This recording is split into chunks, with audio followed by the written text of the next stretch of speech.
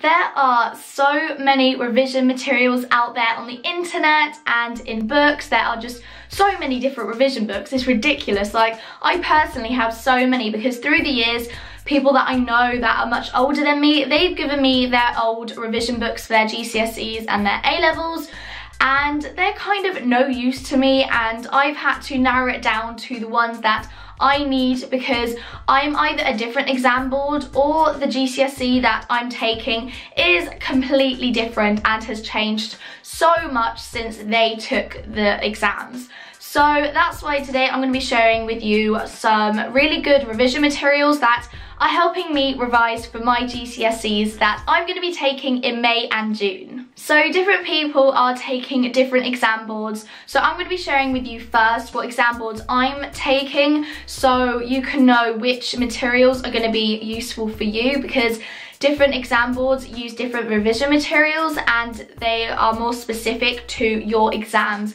depending on which revision materials you use. I don't think that made any sense, but hopefully it will as soon as I explain what exam boards I'm going to be taking. So for art, I'm taking edexcel. For biology, chemistry and physics, I'm going to be taking AQA. So for science, I'm taking AQA. For English language and English literature, I'm taking OCR. For geography, I'm taking AQA. For business, I'm taking edexcel. For physics, I'm taking AQ. Oh, I just said that. Don't worry. For maths, I'm taking edexcel. And for catering, I'm taking wjec. So everything I mention in this video and all the links and all of the names of the revision materials, I'm going to be putting in the description, including what exam boards I'm taking for each subject, if you missed any of that. So I really hope that helps you. So the first thing that I'm going to be sharing with you today is different ways that you can revise. It's a bit last minute if you're revising for your GCSEs right now to figure out which way is the best way for you to revise, because every person has their different way of revising. Some people have like photogenic memory, some people don't, like myself, so we have to revise different ways depending on what our brain likes best. So the first way is using post-it notes. This is a really simple way. This is really good for English literature for memorizing quotes. So what you can do is put a fact, or you can put a quote, and then you stick them around your house. So you can put it on your mirror, so every time you're getting ready you can look at and read at the quote on your mirror, or you can put it on your fridge, so every time you open the fridge or the cupboard you look and read your quote or fact that you need to memorize. This can help some people, this doesn't help other people, just depends what you like and what helps you. So the next way is, I'm not too sure what it's called. It looks like a fish, so it looks a bit like this. I'm gonna try and find a picture of this online so I don't have to scan into the computer, but yeah, it's just a way of revising, and it looks, oh, all my papers are falling. So it's just a way of revising. So in the middle, it's the title, and then I'm not gonna try and explain it. It's right here. There you go. I think it's focused now. But yeah, this is just a way of putting key points on a piece of paper. And yeah, just by putting key points, so when you look at the piece of paper, it just reminds you of what you need to revise. So here's a blank one, and here is one I made earlier. So at school we had a whole day of how to revise, so we got all of these resources given to us in a free folder, which they kept on telling us we get a free folder, and we did. That was like a big thing of the day, we get a free folder. Anyway, that's besides the point. This is one I made earlier during that school day. So I did one for geography, and one topic we learn in geography is coasts. So in the middle I put coasts, and then you need to do 6 key points. So I put processes, erosional features, depositional features, Holderness case study, coast management, and I left the last one blank because we were still learning it at the time. So I can now fill that one in about habitats, like coastal habitats. And then after you've made your 6 key points, you then need to make little points, more detailed points.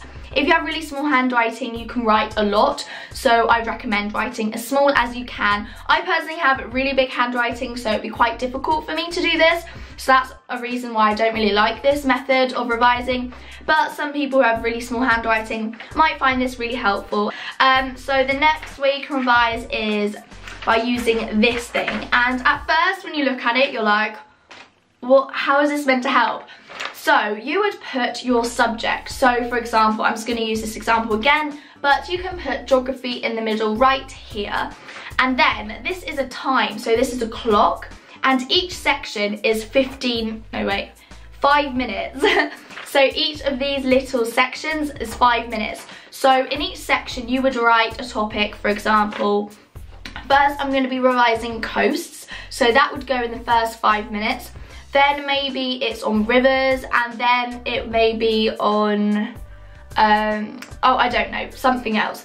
And then from here to there is 15 minutes, from there to here is 15 minutes. So say you're having dinner in 15 minutes, you would say, okay, then I've got from here to there to revise.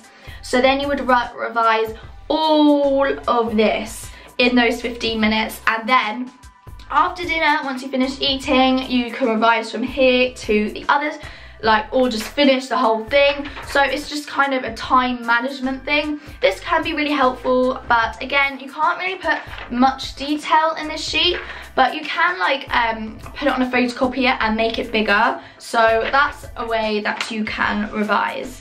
So the next way to revise is by using revision cards. I'm pretty sure that most people know about revision cards because they're quite easy to understand.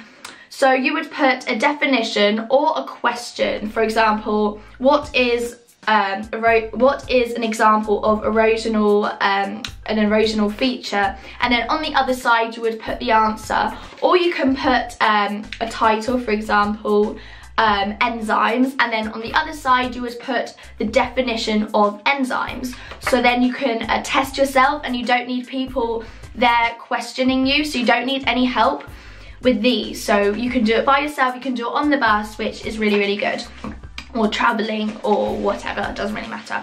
So the next way is really good for English or geography or history, any subject that you need to compare facts or compare something with. So I would use this in English because they may ask, do you agree with this statement? And then you would go, on the one hand and on the other hand. I know it's kind of the same hand, but anyway, yeah, you would write a statement there. So this could be agreeing with the statement, and this one could be disagreeing, and then you would put all your reasons in the hand or around the hand, and then that would be a way in comparing that question and helping you answer that question. So you could put, when you revise, you could use examples of questions that they may ask in exams, and then you can just test yourself and then ask your teacher to help you improve that piece of paper of hand. Yeah, okay. The next way is a mind map. I know a lot of people really love using mind maps, and this is just an example of a mind map. So you would just put like a title, or you can just put science in the middle. That's just an example, by the way. Science in the middle, and then you would just put little branches out. It's kind of self-explanatory, and if you're doing GCSEs, you obviously know about mind maps. I mean, we do them in primary school, right? Is that the last one?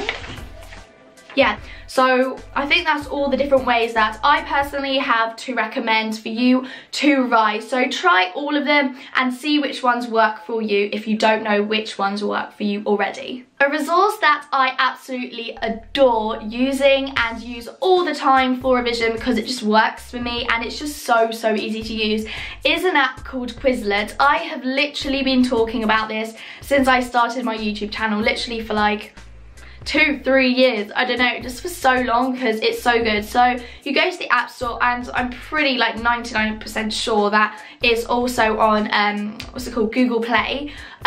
Just download it onto your device, and then you can make revision cards.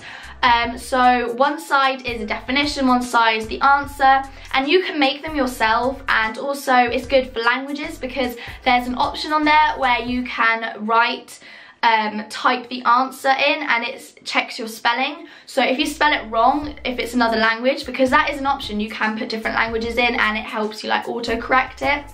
So that is a really good resource that I use for science especially. That's a good one to use. Other ones, geography as well would be good for like definitions. It's really good for definitions and understanding definitions. So I would highly recommend using it, and also it's free, so why not? It's just so good. I cannot recommend it enough. During the revision day that I mentioned before that we had at school, they gave us a year 11 revision websites list of all the subjects that people can do for GCSEs and all of the links to the best revision websites. So I'm going to be putting all of these links in the description. What I might do is put it in a Google Doc and list like all of the websites.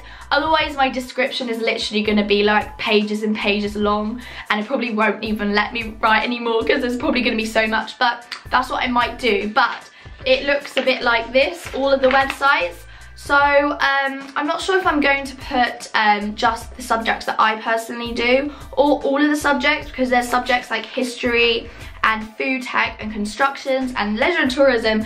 I don't take these options, but I have really good revision links for. So yeah, I'm going to put all of them, every single GCSE option links in the description. So yeah, check that out because there are some really good websites that I use all the time. I don't use all of them on here because not all of them are useful to me and I don't really like some of them, but they are really helpful. For English literature, we were recommended to purchase magazines about our literature, like books or plays or whatever. So I personally do Romeo and Juliet, DNA and Great Expectations. So I have a magazine on each of these, and inside, I'll show you a little bit of what's inside of them.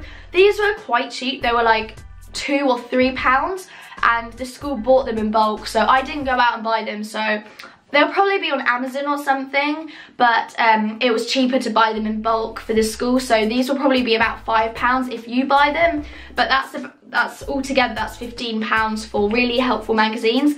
And inside they kind of analyze like significant parts of each book or each play, and they like kind of summarize each chapter about the key points that happen in each chapter, and also they summarize like and analyze kind of each character in the book.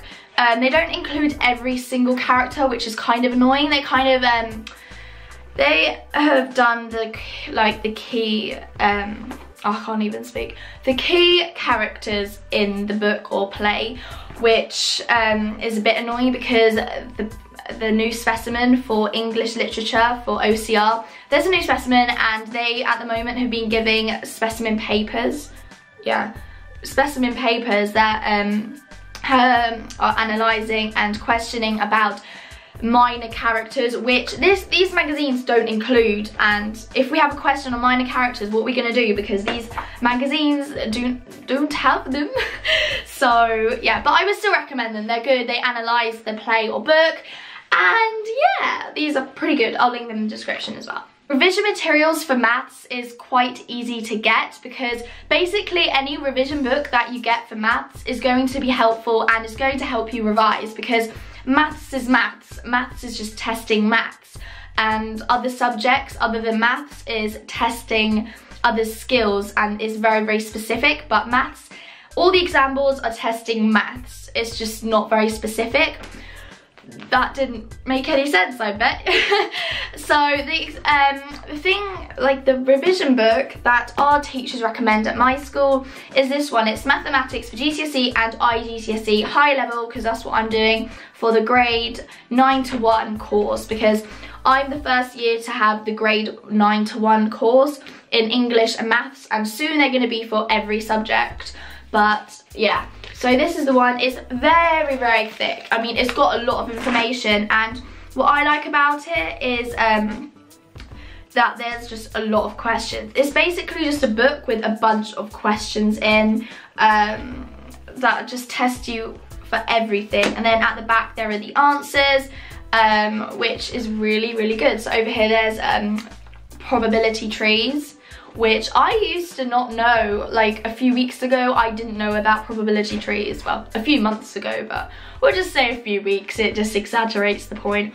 But so I learned it from here, which is so helpful. A way that one of my teachers recommends for us to revise maths is by doing this. So basically what it is card or paper, doesn't really matter. It doesn't even have to be like bright orange, it doesn't have to be any colour. And then what you need to do is cut out, print, cut out and then stick an example question on the piece of card. And then you need to write the different steps of how you would answer a question like this. So this is about probability and algebra. So you'd write the different steps. So number 1, you need to find out what n is. I don't know, that's not actually how you do it, but so yeah, you just write the different steps. So when you go to revise and you're doing like a mock paper, then you can look at these pieces of card and then see, oh, that's how you do it, now I can remember, and then it will stick in your brain a little bit better. So yeah, for everyone who is doing business GCSE at my school, we were given a free textbook, so I didn't have to go out and purchase this. So this is the one that we all have, and it's just this one. Nice colour, I quite like it. And it has just a load of stuff. I don't know how to explain it. It's just writing about the different subjects. Don't really have much to say about business. This is the only thing I kind of use because it just explains each little subject. I feel like business is partly common sense and partly just memorizing facts and definitions, and if you know all the definitions and you have common sense, I'm pretty sure anyone can pass business because that's all you need. Science is the one subject I'm really scared of failing because I feel like all of the other subjects I have a big chance of passing, but science, oh no, like science is just so difficult. Personally, I find science so difficult, and at my school we have really bad science teachers, and that doesn't help the problem that I have to start off with. So the textbook that we were recommended to use is the Science Additional Science. Right, that makes sense.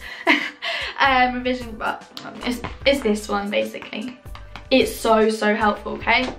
Everything is just really bright, which I really like, and everything's divided into sections, different topic sections. So the first section is biology, then the red is chemistry, and then the blue is physics, and then each of those sections are split into little topic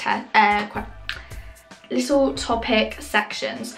So the first section here is cells, tissues and organs. So there are diagrams to help you understand it, there are definitions, bits to help you explain the stuff, and then on the side there are key points, which I always look at first because they kind of summarize the whole page, and then there's study tips and at the bottom keywords, and also they put in brackets like H if it's for higher paper. I'm not even sure if they still do higher paper for science. I don't know. And at the end of every section of topic section, wow, great explaining. Yeah, at the end of every topic section, right, there you go. There's lots of questions to test you on your knowledge of how you revise on that topic.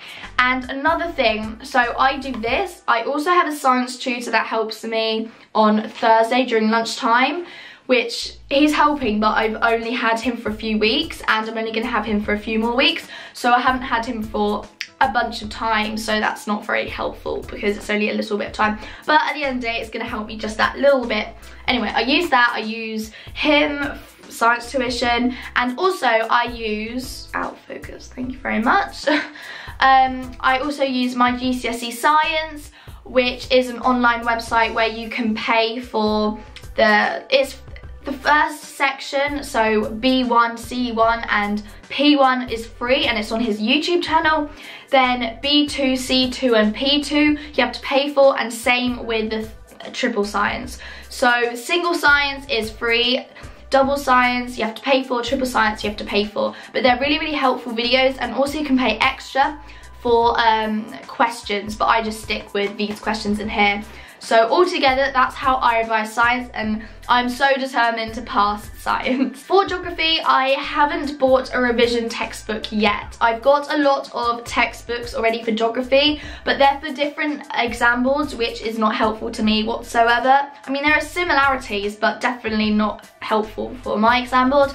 So I still have to go out and buy it, and I know which one I'm going to buy for my exam board, and I'm going to put it in the description.